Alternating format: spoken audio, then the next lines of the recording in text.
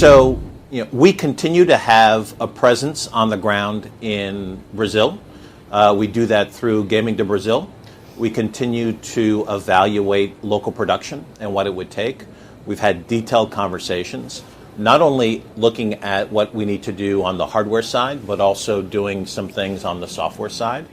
So we're committed to finding a way to not only be in Brazil, but to be in Brazil at price points and to have a product that is affordable for everyone who wants to participate with Nintendo products.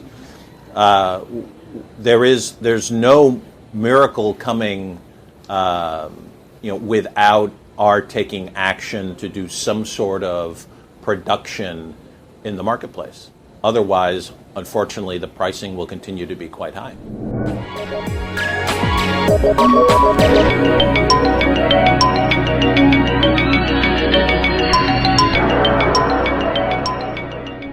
In terms of what the other players will do, that's for them to decide.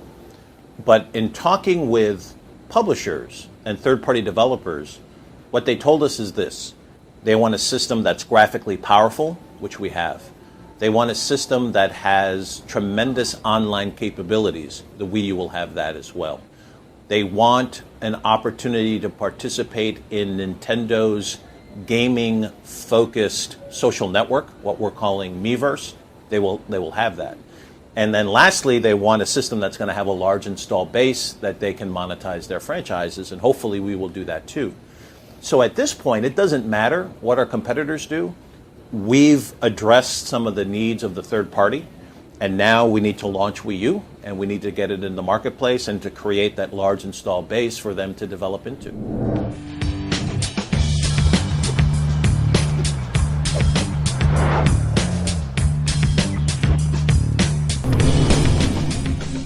So I would say this, we understand that it's important for some gamers to be able to brag about what they've achieved, to highlight how they've progressed or their score, or things of that nature.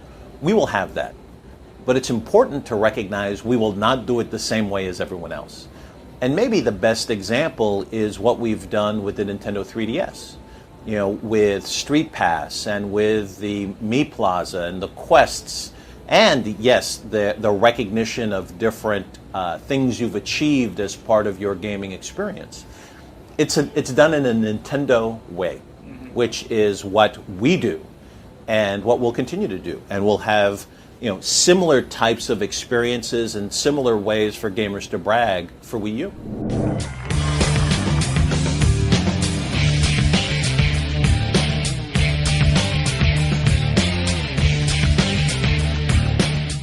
So let's start with DS. Pokemon Black 2, Pokemon White 2 is coming.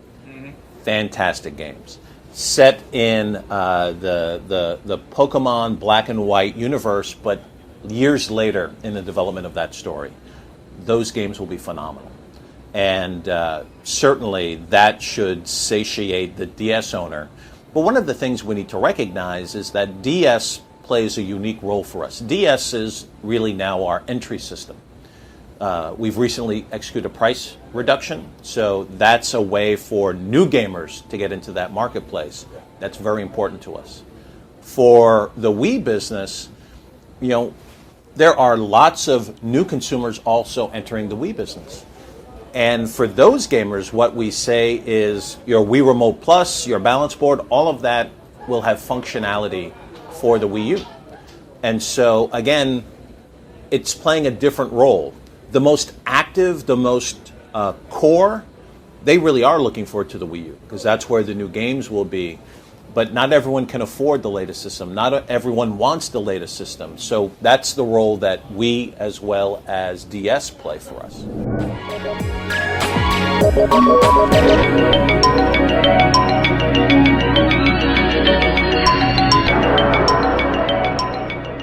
So I'll answer it two ways. First, Nintendo is fortunate with our first-party published titles that they don't get traded in very often. People want to keep playing Smash Brothers Brawl. They want to keep playing Mario Kart. They want to keep playing Wii Sports Tennis or Wii Sports Resort. So we don't see our games there in the used bin similar to maybe some other publishers. So it's a much smaller issue for us. But most importantly, it is important as a game developer that when we sell our games, that we collect the revenue and the profits in order to pay for Mr. Miyamoto and Mr. Iguchi and all of the key game developers.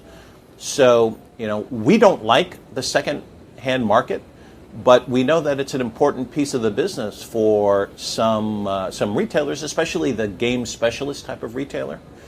I would tell you that I'm much more concerned about piracy and pirated goods. That's a much bigger issue for me.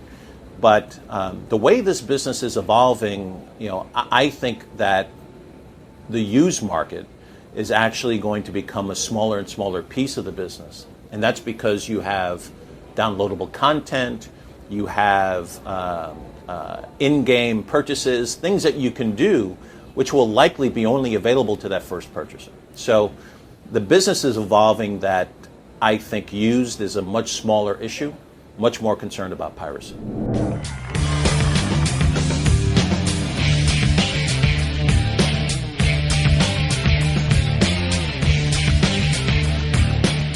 Let me answer it this way.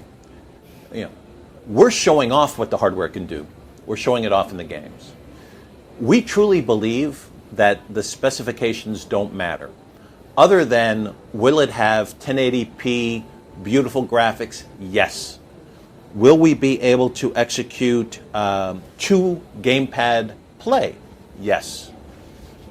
Other than that, what's in the box really doesn't matter. And the best example of this is both the Wii as well as the Nintendo DS. Compared to their competitors, you could say that both of those systems were underpowered. But the fact is that the DS is the best-selling game system of all time, 150 million units globally.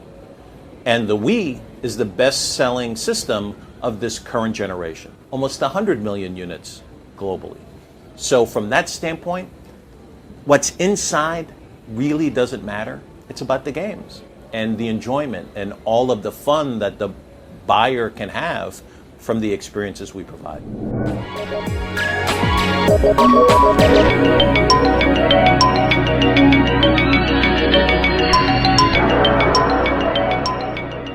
Nintendo believes in making mass market products.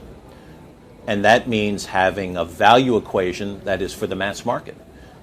That suggests that our pricing will be affordable, both for the hardware as well as for the software. And that's what we aim to do. The details of pricing and launch date and launch lineup, that's for another day. But this is a mass market product.